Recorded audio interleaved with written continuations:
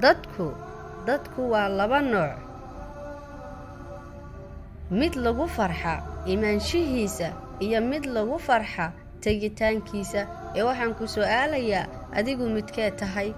Imaamu Shaafici Allaha ka raali noqdee wuxuu yidhi, dadka waxaa ugu garaad badan kan adduunka ka taga intuusan ka tegin, qabrigiisa iftiimiya intuusan degin, rabbigiisa raaligeliya intuusan la kulmin, waalidkiisana u ixsaan fala inta aysan ka tegin.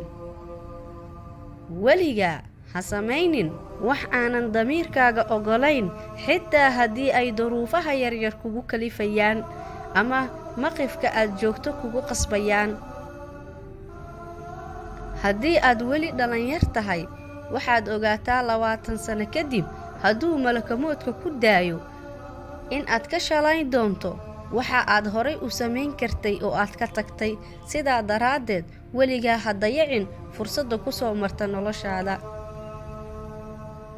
Run ahaantii, quruxdu ma ahan waxyaalaha aanan aragno bes, sidoo kale waxaa jira waxyaabo aanan arki karin balse aad iyo aad u qurux badan, waxaana ku fahmi karnaa ayadoo dareen ah,